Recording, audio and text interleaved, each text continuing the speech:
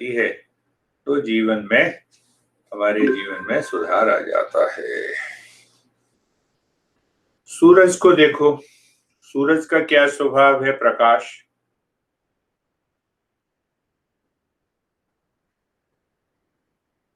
अग्नि का क्या स्वभाव है? गर्मी।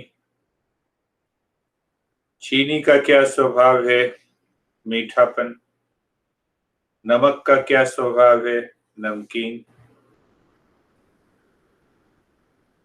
तो ये क्या है कि गर्मी हुई, प्रकाश हुआ, नमकीन हुई, मीठापन हुआ, ये स्वभाव है।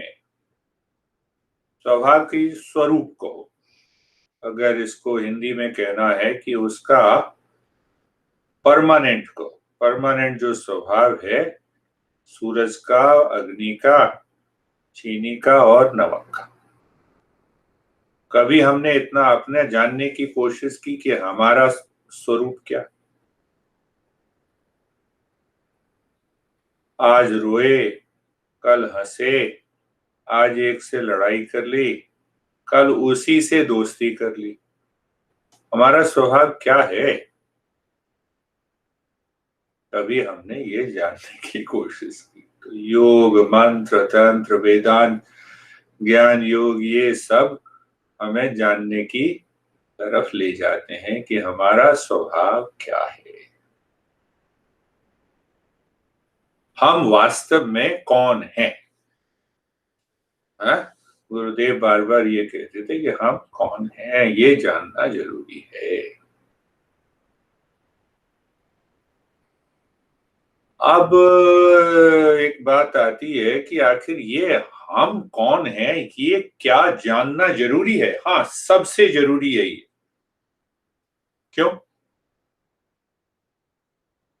ये इसीलिए कि हम कैसे बात करते हैं, हम कैसे कर्म करते हैं, हम कैसे संबंध बनाते हैं। जब हम अपने बारे में अपना स्वरूप जान जाएंगे, हाँ, तो हमें ये पता लग जाएगा कि हमें बात कैसे करनी। हम तनाव से अपने आप को हटा सकते हैं, हम रिएक्शन से हटा सकते हैं। जो कर्म हमारे संस्कार बना रहे हैं, हम उन कर्मों से भी हटा सकते हैं अपने आप। हमें कुछ धुंधला सा मन में विचार है कि हम कौन हैं। क्या विचार है? हम पति हैं, हम पत्नी हैं, हम अच्छे हैं, हम बुरे हैं। किसी ने बुरे कहा तो हमें लगता है कि देखो ये इतना बुरा क्यों कह दिया, हम तो इतने अच्छे हैं। तो अगर हम अपने स्वरूप को जान जाएं तो क्या होगा? सारा तनाव, सारी समस्याएं, डर, भय जिसको हम कहते हैं, डर और असुरक्षा की भावना हमारे जीवन से निकल जाएगी।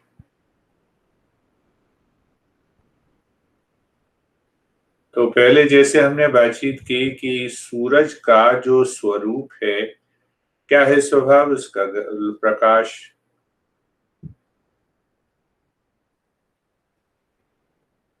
चीनी का मीठापन।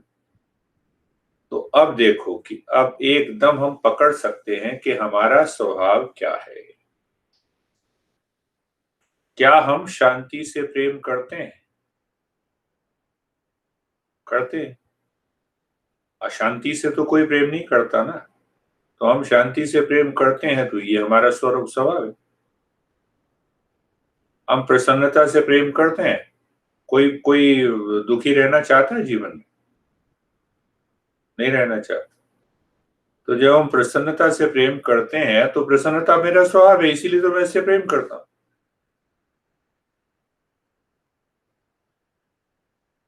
देखो, क्या मैं जीना चाहता हूं? हाँ।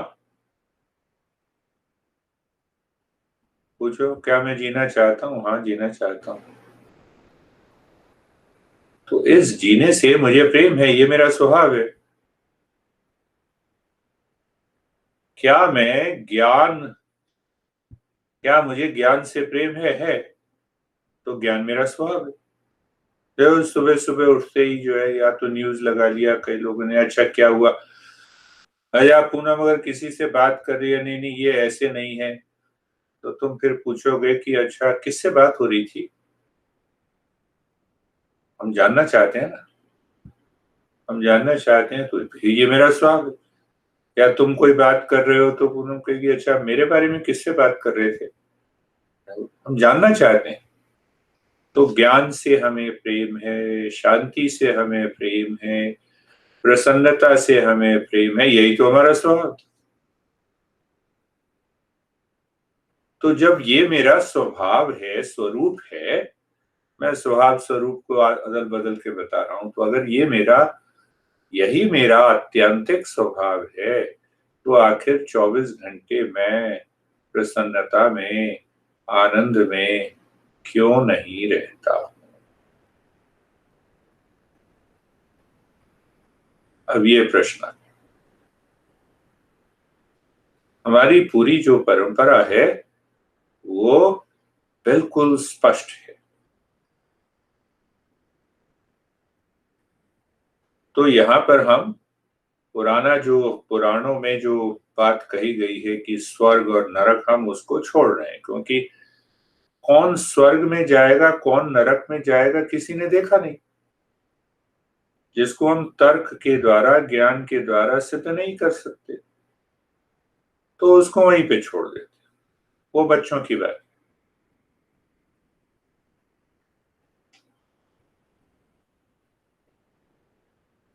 तो गहराई से अगर हम मनन करते हैं कि मुझे ज्ञान से प्रेम है, प्रसन्नता से प्रेम है, शांति से प्रेम है, तो ये यही तो मेरा स्वभाव है, इसीलिए तो मैं इसकी तरफ जाना चाहता हूं। कोई ये कहे कि मैं दुखी मैं दुखी होना चाहता हूं, संभव ही नहीं।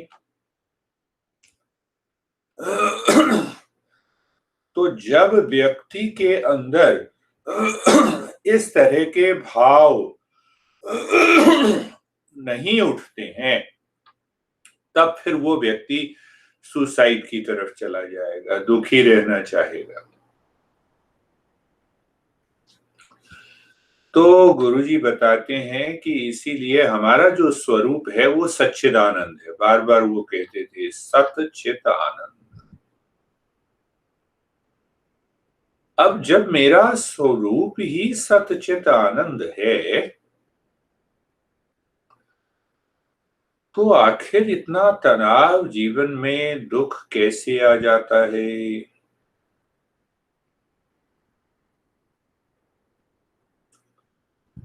तो उदाहरण देते हैं कि आग का, लोहे का,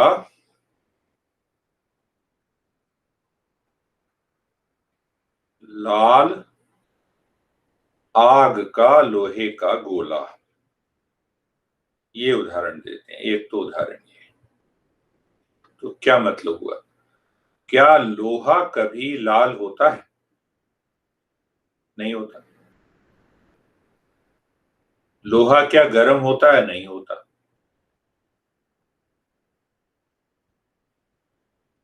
तो ये हम कारण खोज रहे हैं कि आखिर जब मेरा स्वभाव स्वरूप ही सच्चिदानंद है, तो भाई आखिर मैं दुखी क्यों हो जाता। तो उसमें उदाहरण देते हैं, ये क्या कहते हैं, लाल लोहे का आग का गोला।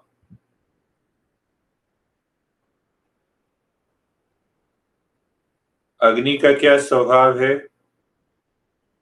अग्नि का स्वभाव है गर्मी, तो लोहा गर्म हो गया, तो अग्नि की, अग्नि की क्वालिटी, अग्नि के रूप को, अग्नि के गर्मी को लोहे ने ले लिया, पर लोहा वास्तव में गर्म नहीं होता।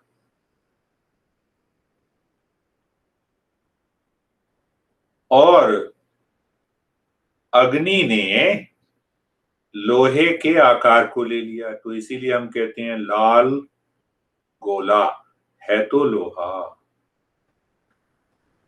तो दोनों ने एक दूसरे के गुण को ले लिया।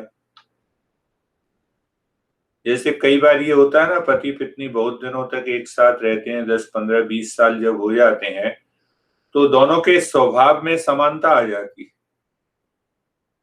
कुछ गुण जो है तुमने उसके ले लिए और कुछ गुण जो है इसके ले लिए। कई बार तो लोग कहते हैं कि अच्छा आप दोनों का व्यवहार, बातचीत और कुछ कुछ ऐसा लगता है जैसे कि आप दोनों का फेस भी एक दूसरे से मिलने लगे। तो बहुत दिनों से जब हम प्रेम से रहते हैं तो ऐसा भाव हो जाता है, सब कुछ ऐसा मिलने लगता है, एक दूसरे के गुण हम ले लेते हैं। तो अब ये बात क्यों की? ये बात इसीलिए कि मैंने हाथ हिलाया, चलो दायां हाथ हिलाओ, बायां हाथ हिलाओ। क्या मतलब? क्या ये हाथ ने जो हमारी चेतना है, जो हमारा सच्चा स्वभाव है, सच्चिदानंद का गुण इस हाथ में आ गया, इसीलिए हाथ हिल रहा है, इसीलिए आंख चल रही है, इसीलिए आंख देखती है, इसीलिए नाक जो है सांस लेती है। वास्तव में ये शरीर बिल्कुल निर्जीव है। शरीर जो है वो निर्जीव है, पदार्थ से बना हुआ। जैसे रिमोट है ये। अब भाई रिमोट ना तो ये अपने बारे में जानता है और ना ये मुझे जानता है। उसी तरह से शरीर ना मुझे जानती है, ना ये अपने बारे में जानती है। पर मेरा अनुभव तो यही कहता है कि मैं देखो हाथ हिला रहा हूं, नाक चला रहा हूं, आंख से सुन रहा हूं, आंख से देख रहा हूं, कान से सुन रहा हूं। ये मिक्सचर हो गया ना, मिश्रण हो गया। जैसे लोहे ने गर्मी ले ली और अग्नि ने लोहे का आकार ले लिया।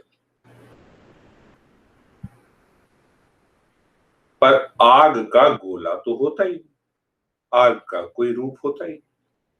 तो उसी तरह से जो सच्चिदानंद है उसने ये शरीर का रूप ले लिया, इसी कारण हम दुखी हैं। तो इसको अलग अलग करना है। कैसे अलग करना है? बुद्धि के द्वारा अलग करना है, ज्ञान के द्वारा अलग करना है, समझ के द्वारा अलग करना है। समझ के द्वारा अलग हमने कर लिया एक बार और हम 24 घंटे उस ज्ञान में टिके हुए हैं कि मैं शरीर नहीं हूं।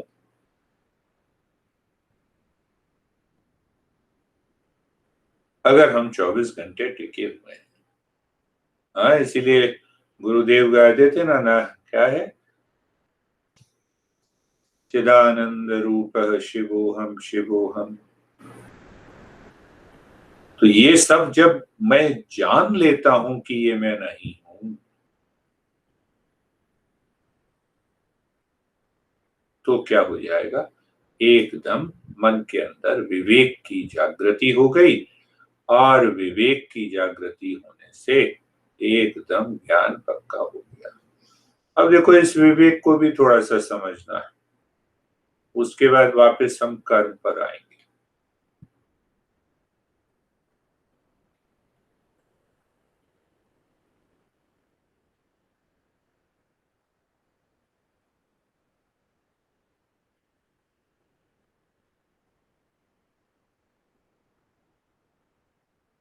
कोई ऐसी वस्तु, कोई ऐसा व्यक्ति जिसके बारे में हमें ज्ञान नहीं है और वो उस वस्तु का ज्ञान हमें कोई बताता है, तो हमें उस वस्तु के बारे में ज्ञान ही नहीं। पास्ता कभी खाया है? खाया है? हाँ, पास्ता कभी खाया। सिजलर खाया है? फजीता नहीं। अब देखो फजीता नहीं खाया, यहाँ पे फजीता बड़ा मिलता है। तो अब फजीता नहीं खाया, अब मैं फजीता के बारे में बताने लग जाऊं तो तुम्हारे मन में कोई संशय है ही नहीं, ज्ञान पहले था ही नहीं, ज्ञान पहले था नहीं, तो इसीलिए जो भी मैं बताऊंगा उसके ऊपर तुम्हारा कोई तर्क वितर्क नहीं होगा, क्योंकि संदेह है ही नहीं। अच्छा अच्छा, ये होता है, ये होता है, ये होता है, ठीक। और सब्जियों को पतली पतली काट के और उसको लोहे की तवे पर पका देते हैं ऑलिव ऑयल में, और हल्का सा नमक वगैरह डाल देते हैं, तो वो पूरी तरह से लोहे के तवे पे ही पक जाता है। और हल्का सा मसाला डाल के वो लोहे के तवे के साथ ही आपको रेस्टोरेंट में देते हैं। तो उसके साथ थोड़ा सा क्रीम दे दिया, थोड़ा सा और सलाद दे दिया। तो देखो, फजीता के बारे में जिस वस्तु के विषय में मुझे कोई ज्ञान नहीं है, तो वहां पे संदेह की बात ही नहीं होगी। जितना मैंने बताया उतना तुमने समझ लिया।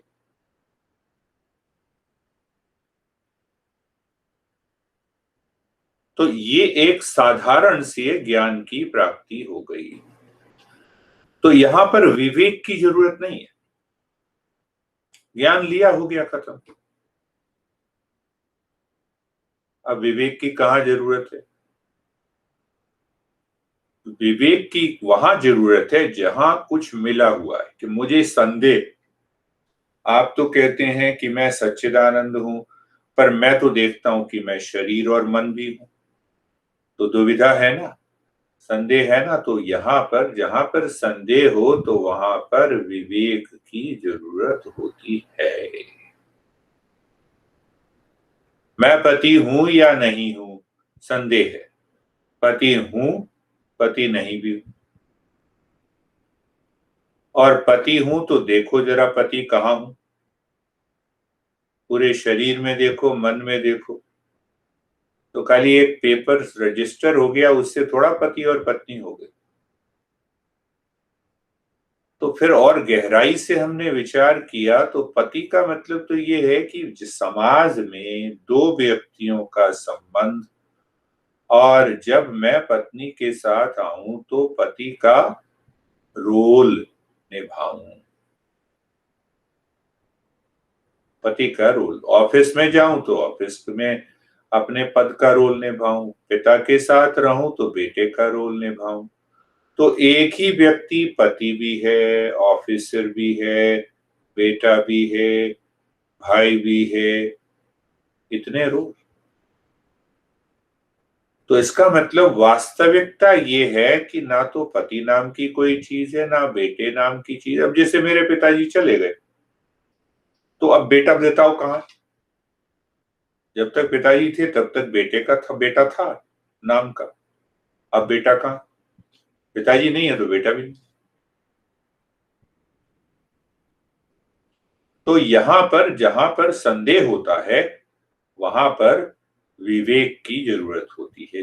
विवेक से हम जो सही है उसको गलत से अलग कर देते हैं। और जैसे ही सही को अलग से गलत से हम अलग कर देंगे, तो मन में एकदम प्रसन्नता आ जाती। मन में एकदम प्रसन्नता क्यों आ जाती है? क्योंकि हम फिर वापस अपने स्वरूप में पहुंच जाते हैं। और इसको दूसरे ढंग से समझें।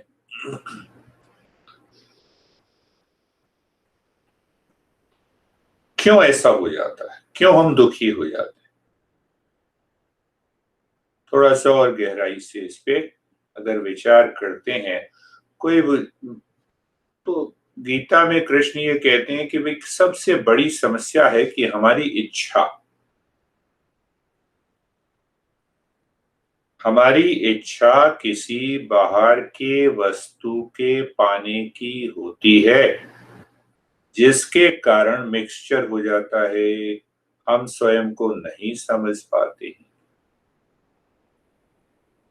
उदाहरण दो। हाँ, अब तो कभी कभी मिलता है, पर हाँ, कहते हैं ना, राजमा चावल खाने की इच्छा है मन के अंदर। तो ध्यान देना, इच्छा, राजमा चावल कहाँ है? बाहर। तो हमारे मन के अंदर एक व्यक्ति पैदा हो गया, इच्छाधारी व्यक्ति पैदा हो गया। एक इच्छाधारी व्यक्ति, क्या चाहिए उसको? राजमा और चावल। जैसे ही ये पैदा हुआ, अब हमारे मन ने उस इच्छा के लिए प्रयास करना शुरू किया। तीसरी बार प्रयास जब करना शुरू किया तो मन हमारा बाहर आ गया। अब उस इच्छा के लिए कारण हमारे मन के अंदर संदेह, भय, प्रसन्नता, ये सारी चीजें आ गई। अगर मिलेगा तो प्रसन्नता होगी, नहीं मिलेगा तो हम तनाव में आएंगे। अब राजमा चावल मिल गया। जैसे ही मिला तो हमारे मन के अंदर जो इच्छाधारी पुरुष था वो एकदम गायब हो गया। वो गायब होने से राजमा चावल की इच्छा भी गायब हो गई। दोनों के गायब होने से मन बिल्कुल खाली हो गया। मन खाली होने से जो हमारा स्वरूप है शांति और प्रसन्नता का, वो मन के अंदर आ गया। तो जैसे मैंने पहले कहा था कि हम प्रसन्नता से प्रेम करते हैं ना, वो प्रसन्नता हमारे अंदर से आ गई और हमने ये समझा राजमा चावल से। वो तो आई अंदर से। अगर प्रसन्नता राजमा चावल में रहती तो सब लोग वही खाते, तो सब लोग हमेशा सुखी रहते।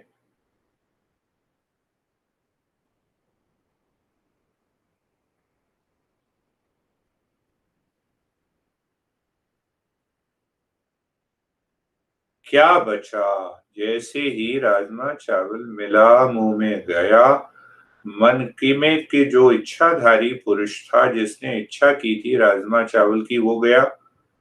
राजमा चावल की इच्छा गई क्योंकि अब तो मुंह में चला गया। तो कुछ समय के लिए मन खाली हो गया। मन के खाली होने से वो जो मेरा सच्चिदानंद है वो मेरे मन के अंदर दिखने लगा। उसका नाम प्रसन्नता है। तो वो प्रसन्नता मन में, दोनों चीजें गई, इच्छाधारी पुरुष और इच्छा, इसके कारण मुझे प्रसन्नता मिली। समझ में आ रहा है? तो प्रसन्नता क्योंकि मेरा स्वभाव है इसीलिए प्रसन्नता मिली। दोनों चले।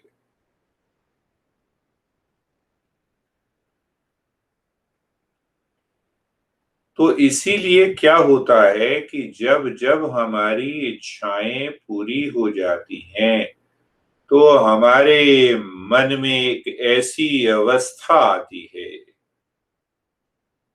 जहां पर इच्छा करने वाला व्यक्ति नहीं रहता, किसी वो वस्तु नहीं रहती, मन खाली रहता है और उस खाली मन में हमारा सच्चिदानंद प्रकट हो जाता है। इसीलिए हमें प्रसन्नता आती है, इसीलिए हमें खुश हो जाते हैं। पर मन की आदत, मन फिर बाहर भागने लगता, मन फिर बाहर भागने लगता है। अब देखो जरा तुम, और तुम दोनों अपनी बात को ही समझ लो अच्छी तरह से। हाँ, अब तो खैर घूमना नहीं होगा, पहले कई बार घूमने जाते थे कई जगह वेकेशन पे। तो वेकेशन कहते हैं ना अंग्रेजी में, तो वेकेशन का मतलब है खालीपन, वैकेट करना, खाली कर देना। सोचो। तो देखो, तो जब हम समुद्र, जैसे हम कहीं गए तो वहां हमने पहली बार चीजों को देखा, कोई सीन है, समुद्र है, माउंटेन है, पर्वत है।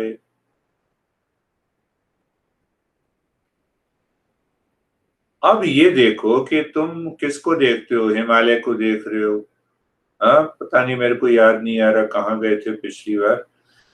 तो वहां जब तुमने उन माउंटेन को देखा तो उस हिमालय को पाने की इच्छा तो नहीं है ना तुम्हारी, देखने की इच्छा है ना।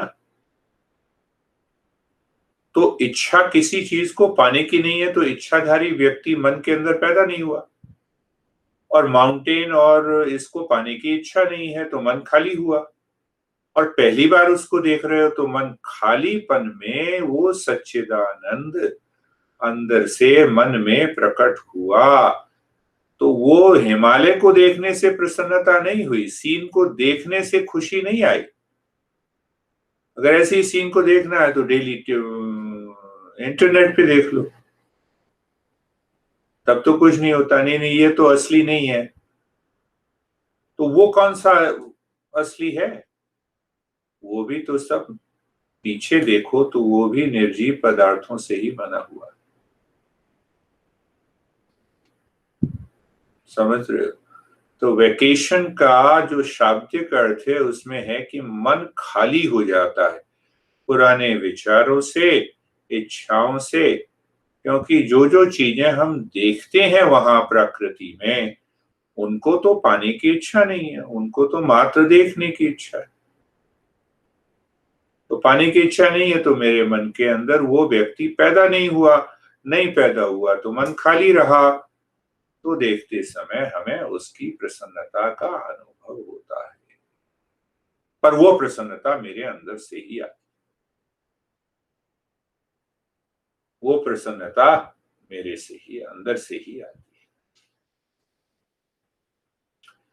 तो इतनी बात समझने के बाद अगर हम और गहराई से विचार करें तो अब अगली बात क्या समझ आती है कि भाई ये ठीक है, क्या मैं शांति से प्रेम करता हूं? करता हूं, क्योंकि मेरा ये स्वरूप है।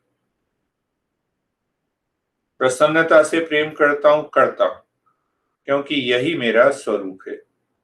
तो फिर क्या हो जाता है मेरे साथ कि मैं ये वापस तनाव में आ जाता हूं, दुखी हो जाता हूं?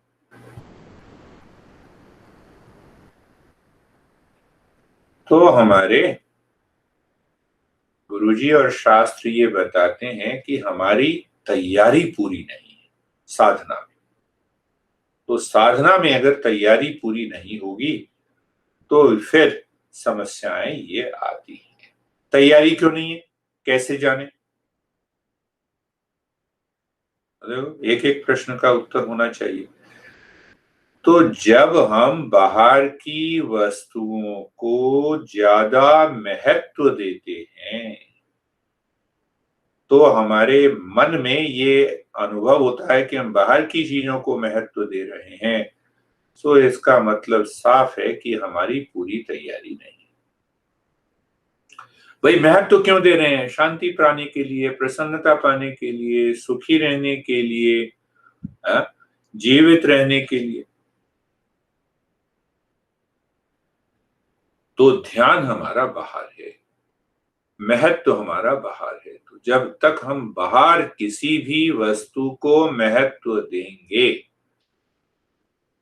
तो कुछ समय के लिए प्रसन्नता जरूर रहेगी, पर बाद में हमारा मन दुखी होगा ही, क्योंकि वहां प्रसन्नता है ही नहीं।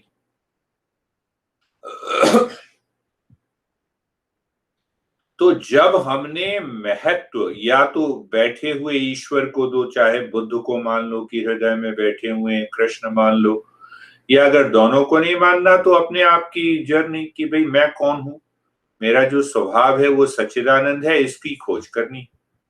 तो इसी को महत्व देना, मन में विचारों से ही महत्व देना। देखो अब तुम सोचो मेरे पिताजी ऐसे करते रहते हैं, मेरे दोस्त ने ये कर दिया। एक तो विचार ये करना है और एक ये है कि वो कृष्ण मेरे अंदर हृदय में बैठे हुए हैं। तो जो कृष्ण का रूप शास्त्रों में लिखा हुआ है वही मेरा सच्चा स्वभाव मेरे अंदर बैठा हुआ है। अब एक ये विचार है, एक वो विचार। तो हमने महत्व देना किसको शुरू किया? अपने स्वरूप को, अपने सच्चिदानंद जो अंदर हृदय के अंदर बैठा हुआ है। तो ये महत्व जो देना है वो कैसे चलेगा? जितना ज्यादा हम महत्व देंगे उतना ज्यादा 24 घंटे में शांति रहेगी। पर ये महत्व देना मेरे मन को कैसे सिखाया जाए? पहला सूत्र उसका विवेक।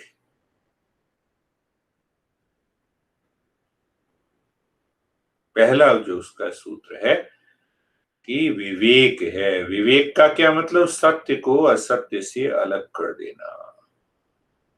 तो जितना ज्यादा हम इसको अलग करते रहेंगे उतनी ज्यादा शांति हमारे जीवन में रहेगी। थोड़ा बहुत मुश्किल लग रहा होगा पर बार बार इसको सुनोगे तो ठीक हो जाएगा।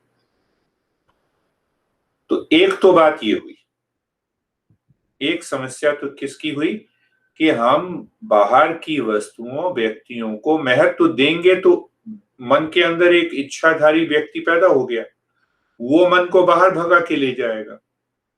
तो वापस हम उसी जगह आ जाते हैं। जैसे मैंने बताया, राजमा चावल खाया, बाहर वेकेशन पे चले गए, तो दोनों अवस्थाओं में मन खाली हो जाता है और वो प्रसन्नता बाहर आ जाती है। तो हम अपने अंदर की प्रसन्नता, शांति का अनुभव कर रहे हैं, ना कि हिमालय और किसी वस्तु को देखकर कर रहे हैं या राजमा चावल खा के।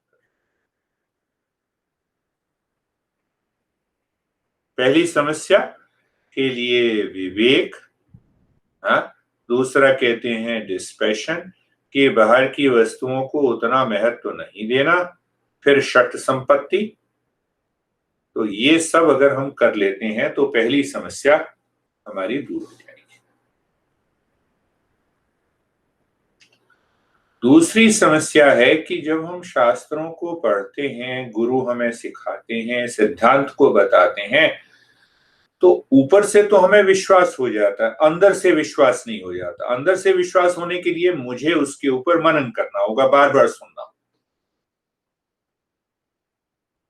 ये दूसरी समस्या। तो हमने एक बार सुन लिया और कहा कि ठीक है, विश्वास हो गया, पर विश्वास हो गया, पर मन को तो विश्वास दूसरी चीज पर है। हमारे मन तो की भागा दौड़ी तो दूसरी है।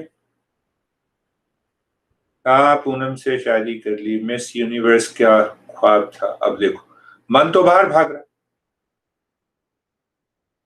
तो जब सिद्धांतों पे बार बार मनन करेंगे तब जाकर ऐसी बात आती है।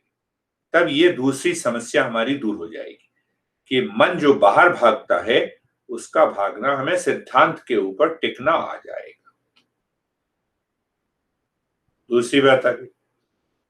अब तीसरी बात, इसीलिए मैं उस तरफ ले जा रहा हूं धीरे धीरे। अब आगे बढ़ते जा रहे हो दोनों। तो तीसरी बात आती है कि मैं, मेरा जो बुद्धि है वो इन सिद्धांतों को पूरी तरह से स्वीकार नहीं कर पाती। एक तो बात शास्त्र की है कि शास्त्र में जो सिद्धांत हैं वो स्वीकार नहीं हुए। जैसे शांति मेरा स्वभाव है, ये सिद्धांत है। तो एक तो पहला स्टेप ये हुआ कि हम बार बार अपने मन को ये समझाएं कि शांति मेरा स्वभाव है। ये तो शास्त्र की बात हो गई। अब तीसरा जो संदेह आता है, तीसरी जो समस्या आती है कि देखो मैंने इस सिद्धांत को समझ लिया, आपने कहा शांति मेरा स्वभाव है, पर मैं फिर भी अशांति में हूं। तो ये व्यक्तिगत समस्या है।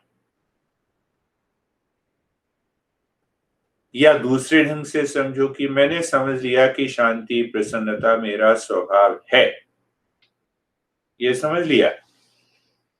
तो अब ये फिर जब मैं प्रैक्टिस करता हूं ध्यान की, तो ध्यान में तो मुझे अच्छा लगता है, पर 24 घंटे ये शांति नहीं बनी रहती। तो ये मेरी व्यक्तिगत समस्या है, मेरे व्यक्तिगत संस्कारों की समस्या है। समझ रहे हो? तो ये क्या करना है कि जैसे उदाहरण और ले लो कि राजस्थान तुम सब जाते हो, तो राजस्थान में क्या होता है? मृगमरीचिका।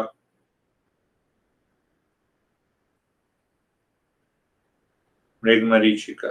तो वहां तो हमें पता लग गया कि पानी जो हमें दिखाई देता है वो असत्य है, वो मिथ्या है। पर जब हम ये कहते हैं कि ये शरीर भी मिथ्या है तो ये समझ में नहीं आता, हम शरीर से ही तो काम कर रहे हैं। सारा काम हम शरीर से तो कर रहे हैं, मन से कर रहे हैं। शरीर भी मिथ्या, मन भी मिथ्या, हमारे शास्त्र गुरु जी सब कहते हैं सब मिथ्या। मनोबुद्धिर अहंकार चित्तानि नाहम, न च श्रोत्र जिह्वै न च घ्राण नेत्रे न च व्योम भूमिर्न तेजो न वायु चिदानंद रूप। कहते हैं ये सब मैं नहीं हूं। तो ये कैसे पता लगे, ये संदेह रहता है हमारे मन। तो ये संदेह दूर करने के लिए बार बार मनन तो करना ही होगा और बार बार अभ्यास करना होगा, तब जाके हमें ये तीसरी समस्या का समाधान मिलेगा। और उस समस्या के समाधान के लिए कर्म योग, ज्ञान योग अंदर, कर्म योग बाहर।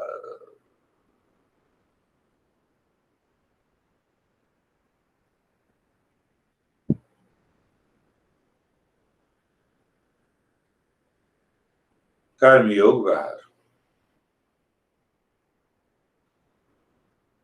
सारांश क्या समझना है कि हम कहते हैं मैं सच्चिदानंद हूं। सच्चिदानंद का क्या मतलब होता है? शुद्ध चेतना, शुद्ध आनंद, अस्तित्व। दिखाई देता है? नहीं दिखाई देता। उसका कोई आकार है? नहीं है। रंग है? नहीं है। किसका बना हुआ है? शांति, प्रेम, ज्ञान का बना हुआ है। क्या मैं देख सकता हूं? कभी नहीं देख सकता। देखो अब ये संदेह आ गया ना, तो जब मैं देख ही नहीं सकता तो क्या करूं? तो इसीलिए साधना कर्म चलती रहनी चाहिए, जिससे कि ये संदेह हमारी बुद्धि के अंदर से दूर हो जाए। तो जब ये दूर हो जाते हैं तब जाके हम गहरे ध्यान की अवस्था में अपने आप को पाते हैं।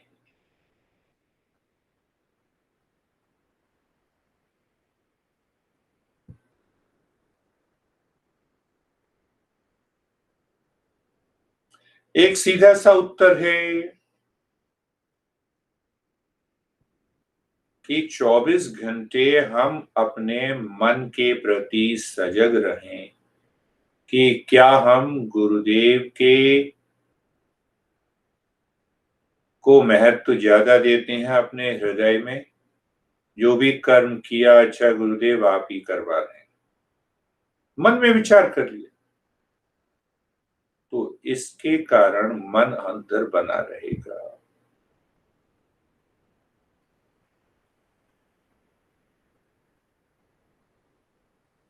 मन अंदर बना रहेगा।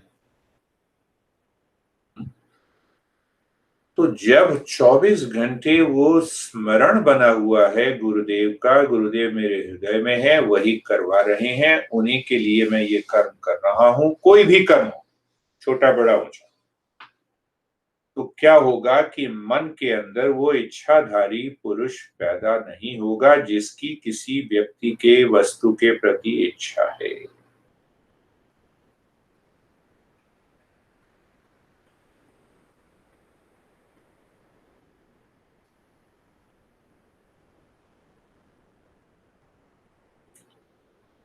जब भी कभी तनाव, दुख, संताप आए, एकदम मन को अंदर ले जाना। पहले ज्ञान, बाहर में वापस आने के बाद कर्म। पहले ज्ञान बुद्धि के द्वारा, बाद में कर्म।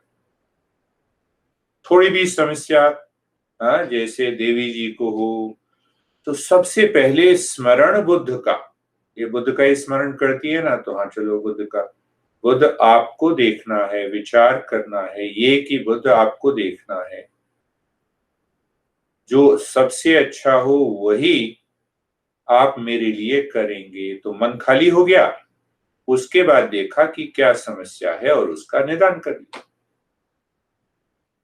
पर मन के अंदर ये भाव ना रहे कि मैं कर रहा हूं, इसीलिए हमने इतनी उसको अलग अलग हम कर रहे हैं।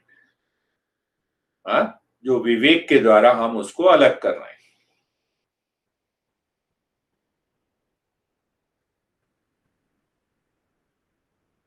अब इसको और गहराई से समझें तो महात्मा बुद्ध कहते थे दुखम दुखम दुखम। ये पिछली बार बताया था नहीं? तो बुद्ध कहते थे कि बुद्धम बुद्धम नहीं, दुखम दुखम दुखम। ये जो मन बाहर अपना संबंध किसी वस्तु व्यक्ति से बनाता है, उस संबंध को हम कहते हैं संसार। और बुद्ध कहते हैं वही संसार दुख का कारण। तो हम जो संबंध बनाते हैं वो संबंध बेहोशी में बनाते हैं, मूर्छा में बनाते हैं, अटैचमेंट में बनाते हैं, चाहत में बनाते हैं। उसमें प्रेम नहीं है, उसमें शांति नहीं है, उसमें ज्ञान नहीं। तो उसी को हम कहते हैं संसार। बुद्ध कहते हैं संसार दुख है। तो ये जो तुम्हारा घर है वो संसार नहीं है, पर मैंने जो संबंध बनाया है बेहोशी में, अज्ञान में, आसक्ति में, वो संसार है। वो संसार दुख देता। आपने ये क्यों नहीं किया? आपको ये करना चाहिए था। तो अटैचमेंट है, इसीलिए तो मैंने ये कहा, दबाव डाला। हम प्रेम से भी तो कह सकते हैं ये बात। या पहले मैं समझ लूं कि मैं ये डिमांड क्यों कर रहा हूं। ज्ञान हो गया ना पहले। तो वो संसार बुद्ध उसको कहते हैं, क्या कहते हैं संसार में? दुखम दुखम दुखम। तो पहले बुद्ध बताते थे कि देखो मैं जिसको संसार कहता हूं वो ये, जिस तरीके से मैं बाह्य संसार को देखता हूं, समझता हूं, अनुभव करता हूं, अपने विचारों से, बेहोशी से, आसक्ति से, उसका नाम संसार है और वो संसार दुखमय। ठीक? तो हमें बड़ा स्पष्ट हो जाएगा कि हमें कर्म कैसे करना। किसी व्यक्ति से बात कर रहे हैं, बॉस से बात कर रहे हैं, पति से बात कर रहे हैं, पत्नी से बात कर रहे हैं, बच्चों से कर रहे हैं, दुकान पे जा रहे हैं, सजग है मन। मन सजग है। संसार दुख है, मैंने ये जान लिया। दूसरी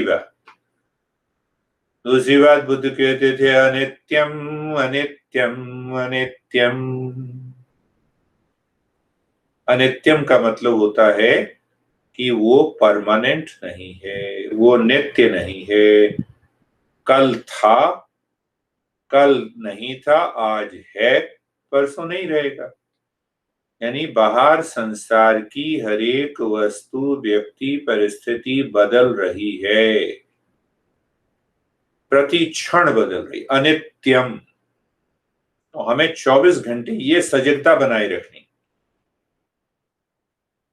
यानी 42-44 साल के हुए तो हर एक 7 साल में हमारा पूरा शरीर बदल जाता है। तो वो व्यक्ति तुम नहीं हो जो अभी 7 साल पहले थे। फिर दूसरा शरीर हो गया, तीसरा शरीर हो गया। तो पत्नी से पूछो किस पति की तुम्हें ख्वाहिश है, पहले 7 साल वाले या दूसरे 7 साल वाले या तीसरे 7 साल वाले? मैं तो पूरा बदला हुआ हूं। ये मन में ज्ञान रखना है, ये समझ रखनी है। अनित्यम अनित्यम अनित्यम। और तीसरा है अनित्य तो है ही। बुद्ध ने बड़ी अच्छी बात कही, क्षणिकम क्षणिकम क्षणिकम। तीसरी बात समझने की। तीसरी बात क्षणिकम क्या मतलब? क्षण में है और क्षण में नहीं। प्रत्येक कोशिका, तुम दोनों हाथों को रगड़ो तो कम से कम 50,000 कोशिकाएं मर गई।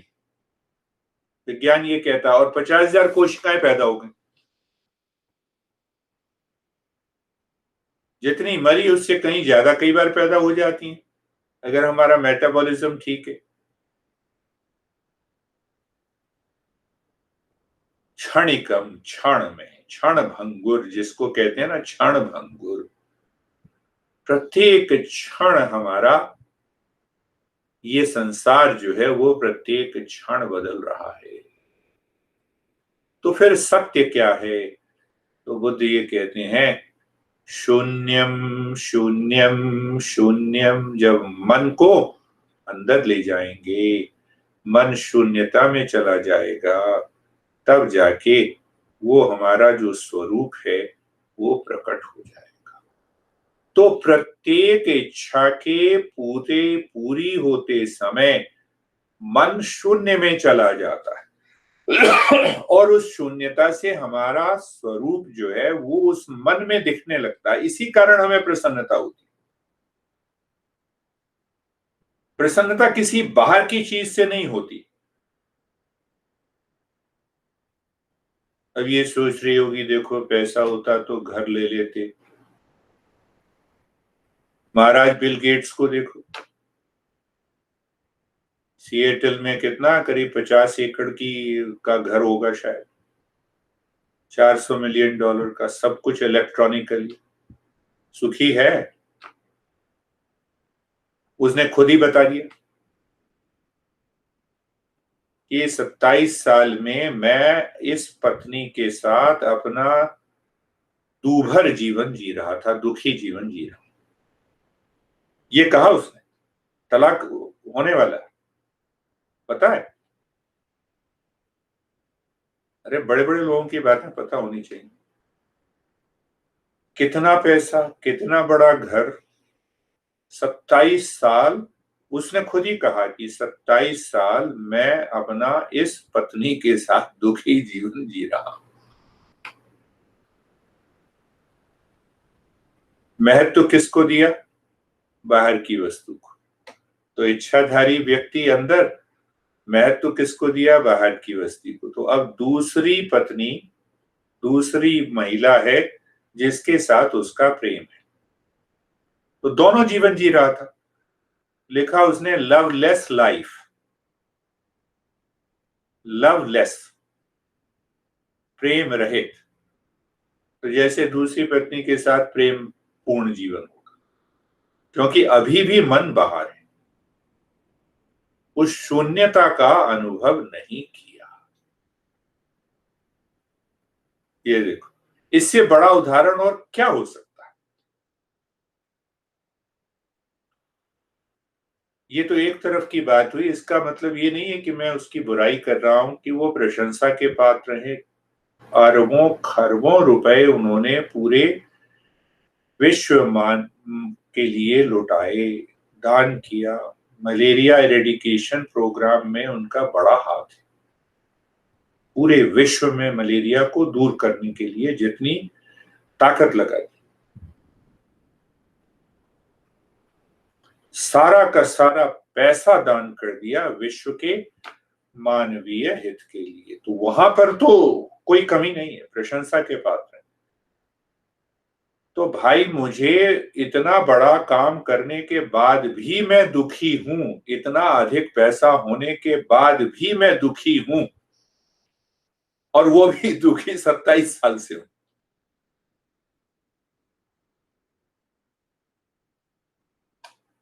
तुम तो दुखी नहीं हो, अभी 10-15 साल ही हुए हैं।